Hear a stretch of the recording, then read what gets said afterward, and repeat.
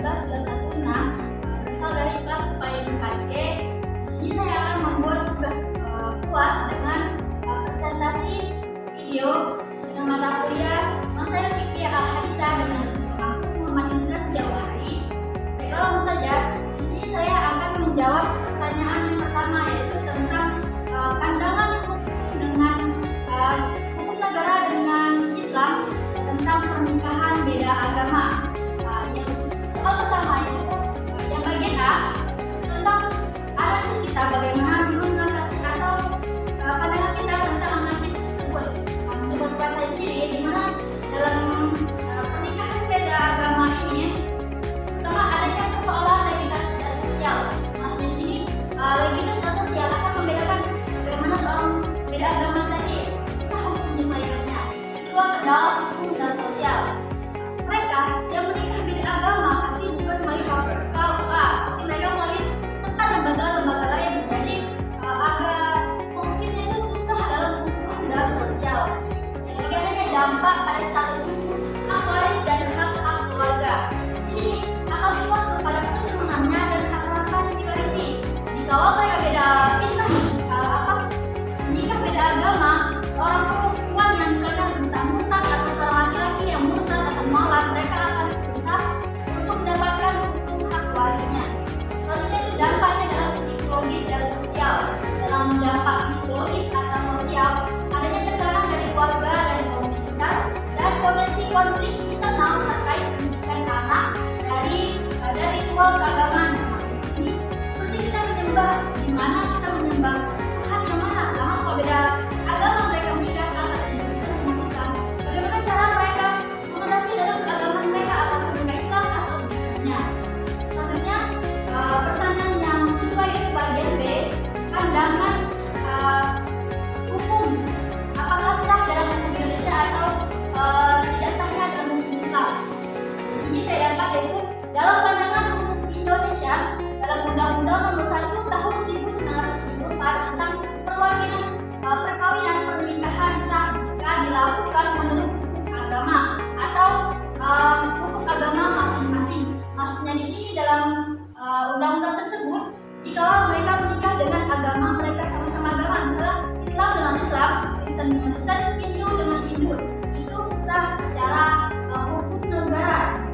Nah, dalam putusan Mahkamah Konstitusi 2015 menolak uji materi terkait pernikahan beda agama sehingga tetap tidak diakui secara resmi. Di sini sudah kita simpulkan, dapat kita simpulkan bahwa tidak sah dalam pernikahan beda agama, karena dalam beda agama ini kita bingung memilih beragama apa dan bagaimana cara kita meyakini sesuatu agama tersebut.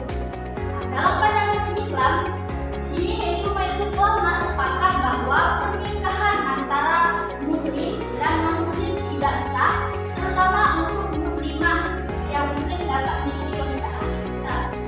Di mana terjelaskan dalam surah Al-Baqarah ayat 221 tentang larangan menikah dengan non-muslim. Berbunyi, Auzubillahi minasyaitonirrajim, Bismillahirrahmanirrahim. Wala tankihul musyrikati hatta yu'minna wala amatun mu'minatun khairun min musyrikatin walau a'jabatkum. Wala tankihul musyrikina hatta yu'minu wala abdun mu'minun khairun min musyrikin walau a'jabakum. Ulaika yad'una ilan nar wallahu yad'u ilal jannati wal maghfirati bi'idnihi wa yubayyinu ayatihi lin-nasi la'allahum yatadhakkarun. Dan janganlah kamu menikahi perempuan musyrik sebelum mereka beriman. Sungguh amat sahaya perempuan yang beriman lebih baik daripada perempuan musyrik meskipun dia menarik hatimu. Dan janganlah kamu nikahkan orang laki-laki musyrik dengan perempuan yang beriman sebelum mereka beriman. Sungguh amat sahaya laki-laki yang beriman lebih baik daripada laki-laki musyrik meskipun dia menarik hatimu. Mereka mengajak ke neraka sedangkan Allah mengajak ke surga dan ampunan dengan izinnya. Allah menerangkan ayat-ayatnya kepada manusia agar mereka mengambil pelajaran. Dalam ayat tersebut menjelaskan bahwa dalam pernikahan beda agama dilarang atau tidak sah karena tersebut. Selanjutnya soal nomor kedua, itu bagian C. Pertama yaitu tentang pengaturan undang-undang. Soal itu bagaimana undang-undang RI mengatur kasus nikah beda agama dan bagaimana hukum Islam berpandangan. Dalam pengaturan undang-undang RI dalam Undang-Undang Nomor 1 Tahun 1974 tentang perkawinan, yaitu perkawinan dianggap sah apabila dilakukan menurut hukum masing-masing agama dan kepercayaannya, dan harus dicatat dengan peraturan perundang-undangan yang berlaku, yaitu pasal 2. Yaitu tadinya juga dalam pasal 8 Undang-Undang Nomor 1 1974 menyatakan bahwa perkawinan dilarang antara dua orang yang memiliki hubungan tertentu atau salah satunya adalah perbedaan agama, yang dilarang secara implisit melalui interpretasi hukum agama. Sini juga ada dalam Undang-Undang Nomor 9 Tahun 1975 tentang pelaksanaan undang-undang perkawinan mempertegas aturan bahwa pencatatan perkawinan harus dilakukan di KUH atau kantor catatan sipil. Di sini sudah dijelaskan dalam undang-undang pernikahan beda agama itu mereka melarang kecuali kita sama-sama agama ataupun memang kepercayaannya sama. Tentunya dalam pandangan hukum Islam. Dalam pandangan hukum Islam itu hukum Islam berdasarkan Al-Quran dan Hadis umumnya tidak mengakui pernikahan beda agama, khususnya antara seorang wanita muslimah dengan para atau dengan pria non-muslim, yaitu melarang pernikahan antara muslim dan non-muslim secara umum.